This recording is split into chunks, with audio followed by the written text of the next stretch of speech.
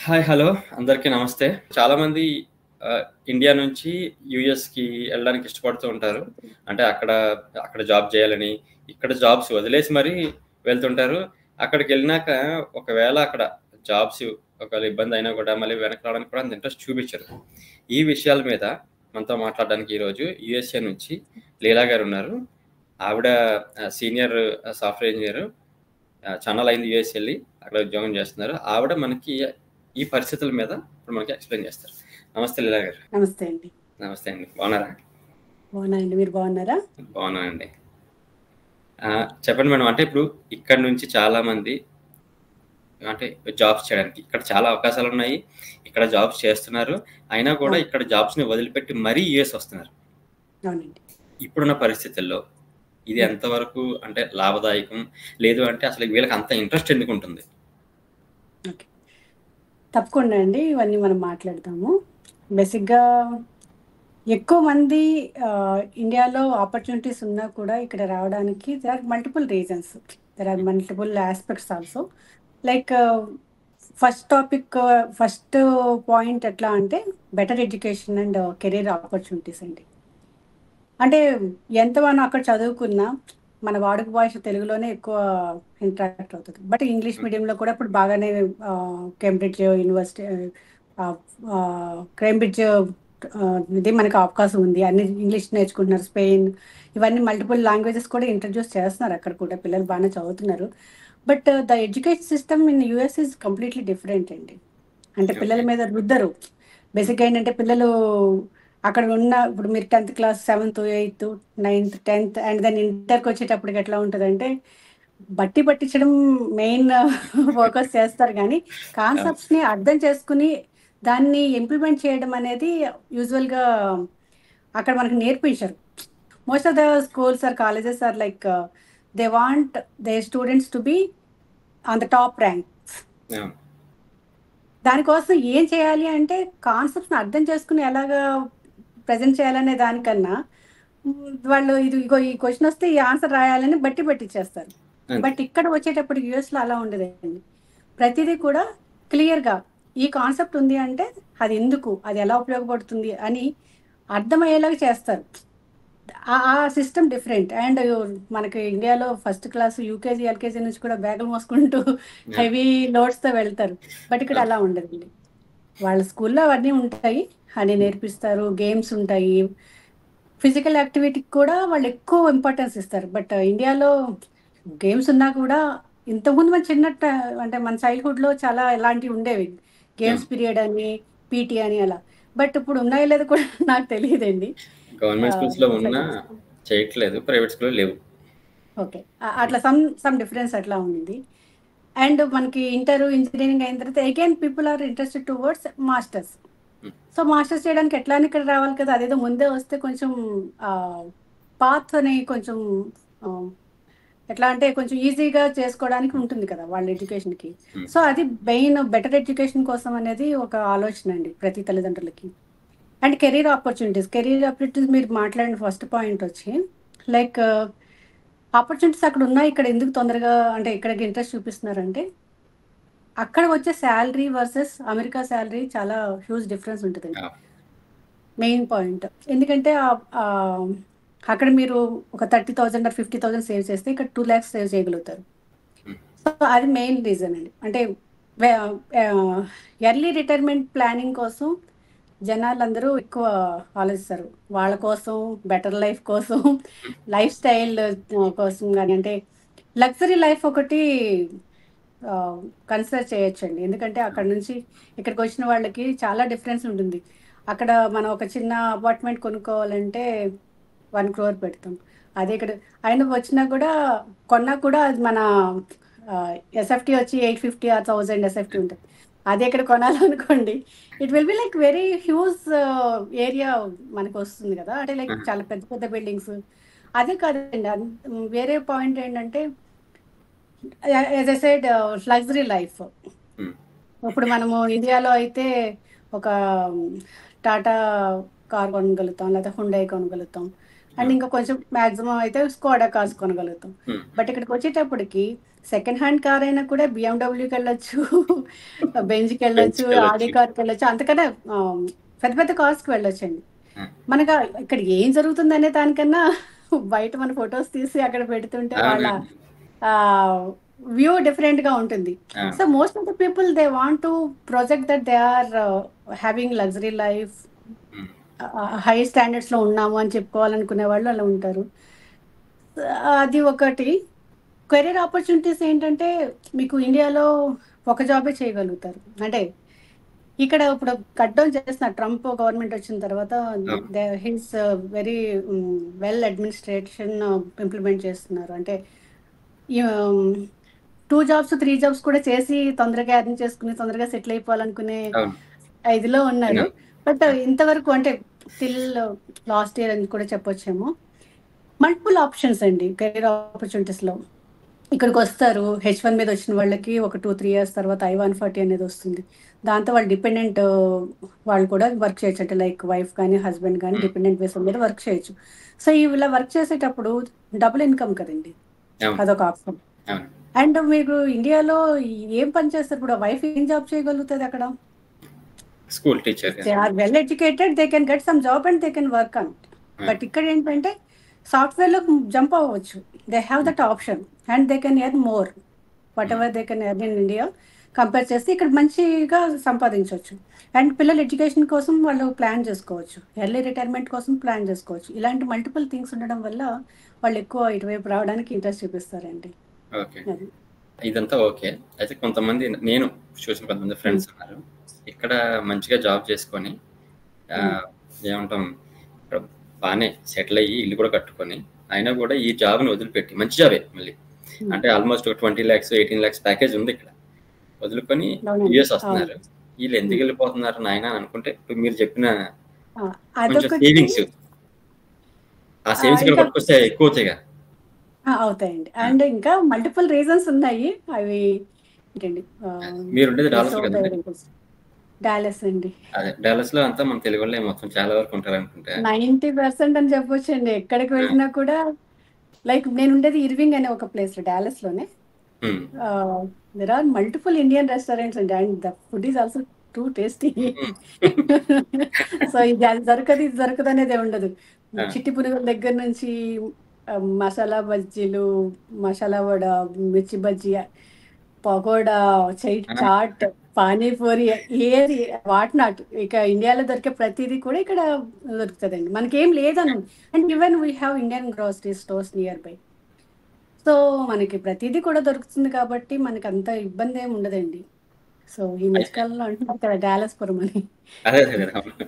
అయితే ఇక్కడ నాకు చిన్న డౌట్, అంటే ఏం చెప్పండి. లేదు, ఇప్పుడు ఇక్కడ ఉద్యోగాలు చేసేవాళ్ళు ఉద్యోగాలు వదిలిపెట్టి ఆ, వస్తున్నారు అక్కడికి, అంటే జాబ్ చేసుకోవడానికి వస్తున్నారు అనుకోండి. అయితే కొంతమంది ఇప్పుడు స్టూడెంట్స్ వస్తున్నారు, స్టూడెంట్ వీసా మీద వస్తున్నారు అక్కడికి. వచ్చి అయితే వాళ్ళు వచ్చేదే అక్కడ స్టూడెంట్, అంటే చదువుకున్నాక అక్కడే జాబ్ చేయాలని చాలా మంది అదే ఉద్దేశంతో వస్తారు కదండి. ఇప్పుడు ట్రంప్ వచ్చినాక వాళ్ళంతా ఇబ్బంది పడుతున్నారు అని ఇక్కడ ఇండియాలో ఉన్న మా ఫ్రెండ్స్ కానివ్వండి చాలా మంది అనుకుంటున్నారు. అసలు నిజంగా ఇబ్బంది పడుతున్నారా? ఆ ఇబ్బంది ఎందుకు వచ్చింది? ఓకే, ఇబ్బంది పడుతున్నారన్న విషయం అయితే నిజమే అండి. But I cannot say it's completely real. ఎందుకు అంటే మాస్టర్స్ చేయడానికి వచ్చిన ప్రతి ఒక్కరికి ఓపీటీ, సిపిటి, స్టెమ్ ఓపీటీ ఇట్లాగా ఉంటాయండి స్టేజెస్. సో ఎవరైతే లీగల్గా ఆ స్టేజ్లో ఉండి, అంటే ఐ మీన్ ఆ వీసా మీద ఉండి, F1 వీసా తర్వాత OPT, stem OPT and CPT ఇట్లా ఉన్న వాళ్ళకి ఏం ప్రాబ్లం లేదండి. ఓన్లీ థింగ్ ఈ అంటే వాళ్ళు స్టూడెంట్గా ఉన్నప్పుడు they have some option to work part time, weekly 20 hours అట్లా చేయడానికి అవకాశం ఉంటుంది. అవి చేసుకోవచ్చు. బట్ థింగ్ ఏంటంటే వాళ్ళు ఎప్పుడైతే ఆ వీసా అయిపోయి పార్ట్ టైం జాబ్ చూడాలనుకుంటున్నారో ఆ ఆప్షన్ని ఆయన అవాయిడ్ చేస్తున్నారు ఇప్పుడు ప్రస్తుతానికి. బట్ మనకి ఇండియా నుంచి వచ్చిన ప్రతి ఒక్క స్టూడెంట్ మైండ్ సెట్ ఎలా ఉంటుంది అంటే ఈజీ లైఫ్, ఈజీ మనీ అని, ఈజీగా వచ్చేస్తుంది మనకి అన్న ఒక కాన్సెప్ట్ వాళ్ళలో. I could say 90-95% people are in the same mind set అండి. అక్కడ ఉంటే ఏముంది, ఒక 5 lakhs వస్తుంది లేకపోతే 10 lakhs వస్తుంది ఇనిషియల్ గా. అదే మన ఇండియా యుఎస్ వెళ్ళిపోతే we can earn 5 lakhs per month అన్న ఒక యాటిట్యూడ్తోనే వస్తున్నారు తప్ప ఎవరు కూడా వాళ్ళ నాలెడ్జ్ని ఇంప్రూవ్ చేసుకుందాము ఎంఎస్ చదివి అనే కాన్సెప్ట్తో ఉన్న వాళ్ళు అయితే చాలా తక్కువ మంది కనిపిస్తున్నారు నాకైతే. ఓకే అండి. అయితే ఇప్పుడు వచ్చి ఇబ్బంది పడుతున్నారంటే పార్ట్ టైం జాబ్స్ ఎవరైతే లీగల్ వీసా మీద ఉన్నారో లీగల్గా ఉన్నారో వాళ్ళు వర్క్ చేయడానికి ఎటువంటి ఇబ్బంది లేదండి. ఓకే అండి. ఇప్పుడు H4 డిపెండెంట్ మీద ఉన్న వాళ్ళు కూడా I-140 ఉంటే they can go and work, there is no restrictions, there is no problem. But only thing ఏంటంటే ఎవరైతే వీసా అయిపోయినా కూడా ఇక్కడ ఉండిపోదాము లేకపోతే ఇక్కడ ఇంకా ఉండి మనీ సేవ్ చేసుకోవాలి లేకపోతే వర్క్ జాబ్ తెచ్చుకోవాలి ఇట్లా ఉన్న వాళ్ళకి ఆయన లీగల్గా వర్క్ చేసుకోండి, ఇల్లీగల్గా ఉంటే నేను ఒప్పుకోను అంటున్నారు అంతే తప్ప ఆయన ఏమి రాంగ్ ఇదిలో ఏం పెట్టలేదండి. ఇబ్బంది పడుతున్నారంటే ఎవరైతే ఆ మైండ్ సెట్తో ఉన్నాయి వచ్చారో వాళ్ళు ఇబ్బంది పడుతున్నారు, ఎందుకంటే వాళ్ళ వీసా అయిపోయింది, అయిపోయి still they want to work on something and earn money అంటే ఇట్స్ నాట్ లీగల్ హియర్, దానివల్ల ఇబ్బంది అనుకుంటున్నారండి అంతే. అదే ఇప్పుడు అంటే చాలా మంది స్టూడెంట్స్ ఇప్పుడు ఒక కోర్స్ జాయిన్ అయ్యారు అనుకోండి, వీసా అది అయిపోయినప్పటికీ వీసా కూడా అయిపోతుంది కదా టైం, వీసాని పొడిగించుకోవడానికి ఇంకొక కోర్సులో జాయిన్ అవుతారు అనేది అందరికి తెలిసిన విషయం, ఎప్పటి నుంచో ఉంది. ఇప్పుడు కూడా ఆ పరిస్థితి ఉందండి, పర్వాలేదా? ఉందండి, అంటే ఈవెన్ నాకు తెలిసిన వాళ్ళు కూడా ఒక వీసా అయిపోయి అంటే ఎంఎస్ అయిపోయింది, వాళ్ళు ఏం చేస్తారంటే ఓపీటీ మీద స్టెమ్ ఓపీటీ మీద సిపిటీ మీద కొంతకాలం వర్క్ చేస్తారు పార్ట్ టైం అలాగా. ఆ టైంలో 3 సంవత్సరాల టైం ఉంటుంది అనుకుంటా ఆల్మోస్ట్. ఆ 3 yearsలో వాళ్ళు H1కి అప్లై చేస్తారండి. H1 రాలేదనుకోండి అప్పుడు ఏం చేస్తారండి, they don't want to come back, ఎందుకంటే అప్పటికి ఈ లైఫ్ స్టైల్కి అలవాటు పడిపోతారు. You can roam around, explore the cities, నేచర్ని ఎక్స్ప్లోర్ చేయొచ్చు, ఆప్షన్స్ ఎక్కడున్నాయని ఎక్స్ప్లోర్ చేయొచ్చు, lot of things they are exploring here. కానీ ఈ లైఫ్ స్టైల్ లైక్ ఒకవేళ వర్క్కి వెళ్ళినా కూడా మార్నింగ్ 8 to 4 వర్క్ చేస్తారు, 5 క్లోజ్ చేస్తారు, and then rest of the time they will focus on their life style like regular activities or games or what ever.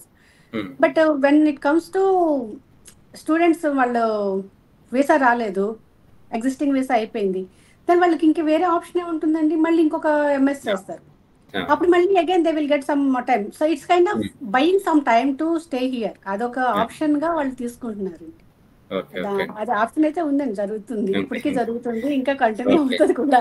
కాకపోతే దాని మీద ఇక్కడ కొంచెం అంటే ఆటోమేటిక్గా మీడియాలో న్యూస్ వస్తుందండి, జనాల్లో కూడా కొంచెం ఏంటంటే ఇలా వెళ్ళిన స్టూడెంట్స్ అక్కడ చాలా ఇబ్బంది పడిపోతున్నారు, పార్ట్ టైం జాబ్ ఇబ్బంది పడుతున్నారు. ఎందుకంటే నేను చూసిన చాలా మందిలో వాళ్ళు తినడానికి కూడా వాళ్ళు హెసిటేట్ చేసుకునే పరిస్థితిలో కూడా ఉన్నారండి.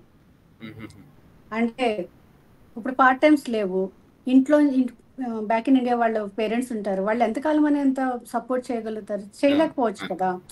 అంటే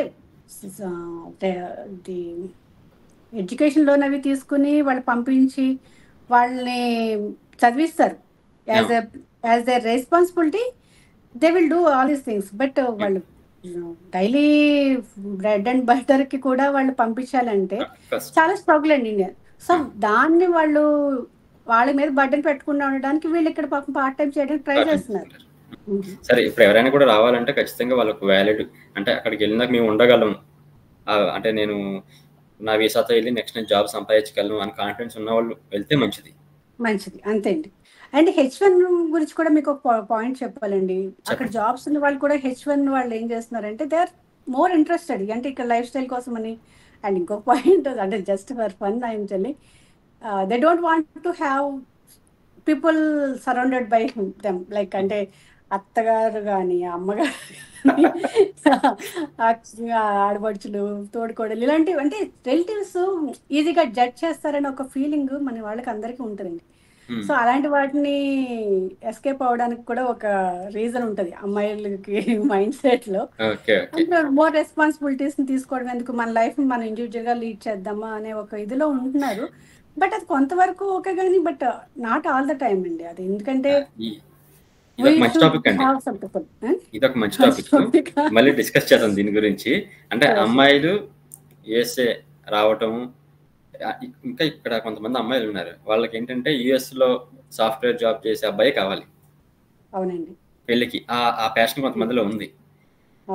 దాని గురించి మళ్ళీ డిస్కస్ చేద్దాం. షూర్ అండి, ఓకే అండి. తప్పకుండా. చాలా చాలా విషయాలు చెప్పారు.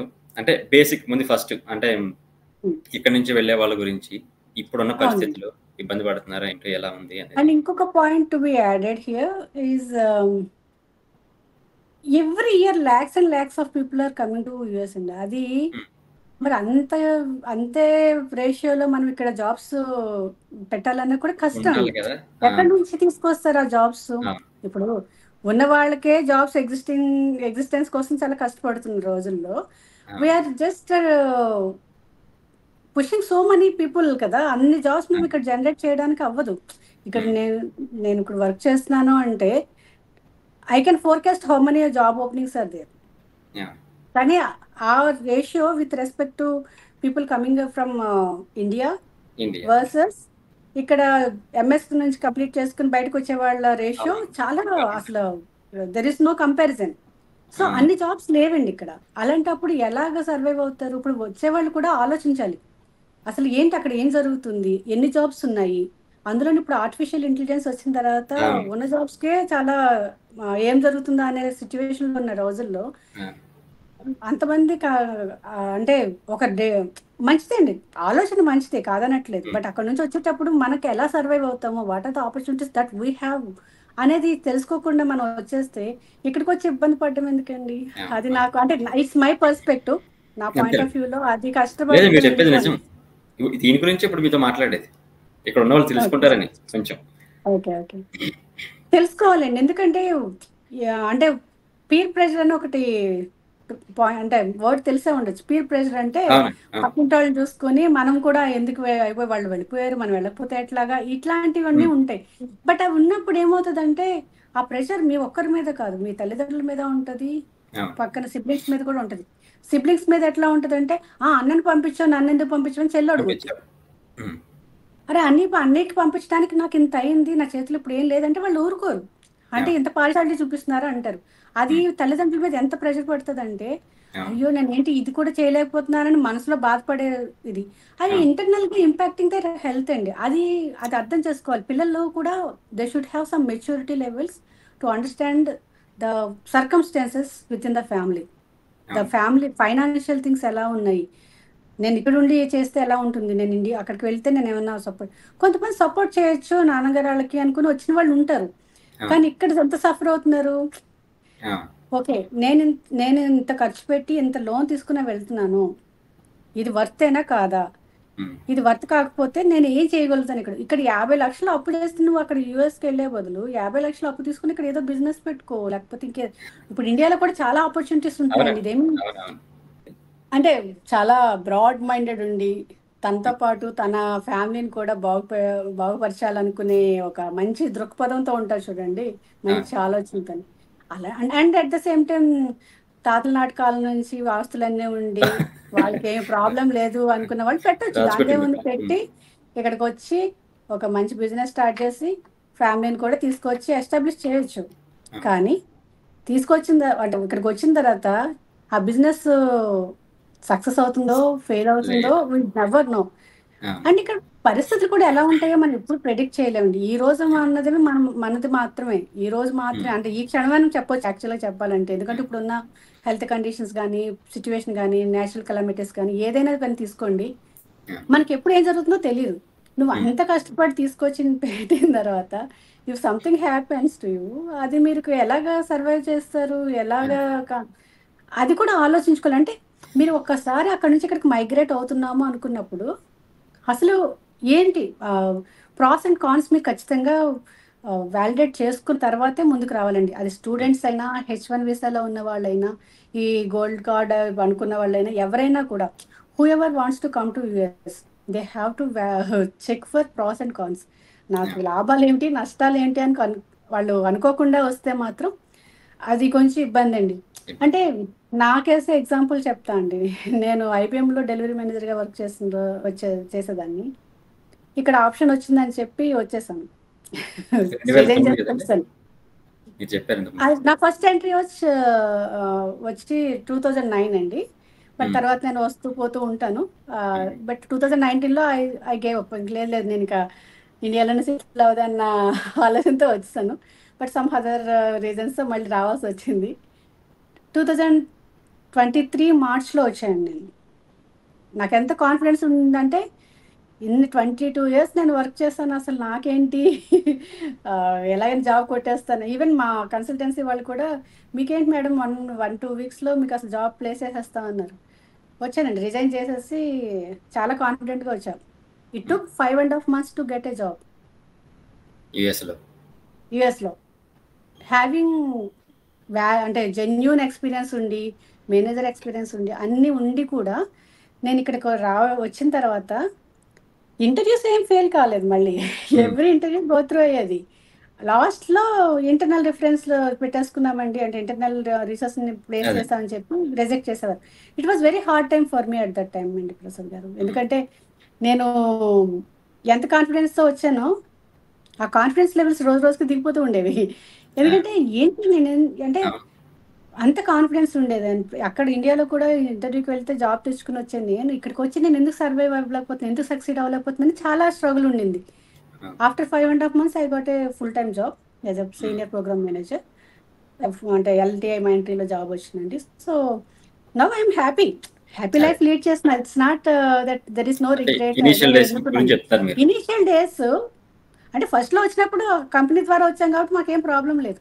బట్ మన ఓన్గా వచ్చినప్పుడు ఏంటంటే ఈ 5.5 months పీరియడ్ అనేది ఎంత స్ట్రగుల్ అంటే, నాకు బై గాడ్స్ గ్రేస్ నా ఫ్రెండ్ వాళ్ళ ఇంట్లో పెట్టుకుని ఫుడ్కి బెడ్కి నాకు ఏమీ ఇది లేదు. అండ్ మోరల్ సపోర్ట్ కానీ ఏదైనా వాళ్ళ ఫ్యామిలీ నాకు ఎంత సపోర్ట్ చేశారంటే, లేదు ఇంకో వస్తుంది, డోంట్ వరీ, అసలు నువ్వెందుకు డిమోటివేట్ అవుతున్నావు, అట్లా ఉండదు, చాలా మోటివేట్ చేస్తూ ఉండి వాళ్ళు ఇచ్చిన సపోర్ట్ చాలా గ్రేట్ అండి. And no one will be like that. ఎందుకంటే ఈ ఉన్న రోజుల్లో మన ఇంట్లో ఒకడు వచ్చి 6 రోజులు ఉంటే ఎంత ఖర్చు అయిపోద్దని చూసుకునే రోజు నేను ఆల్మోస్ట్ 6 నెలలు నన్ను ఇంట్లో పెట్టుకున్నారంటే అది చాలా గ్రేట్.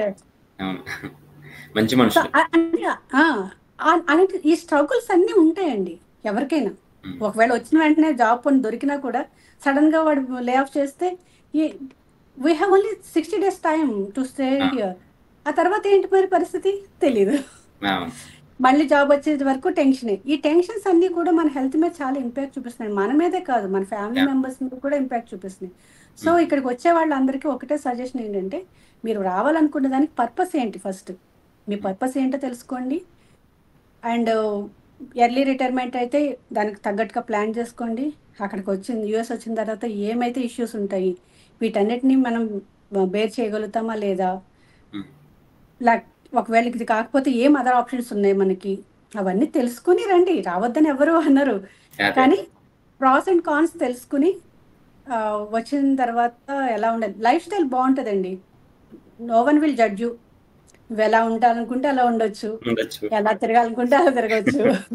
ఎక్కడ ఎవరు నిన్ను రిస్ట్రిక్ట్ చేసేది ఉండదు.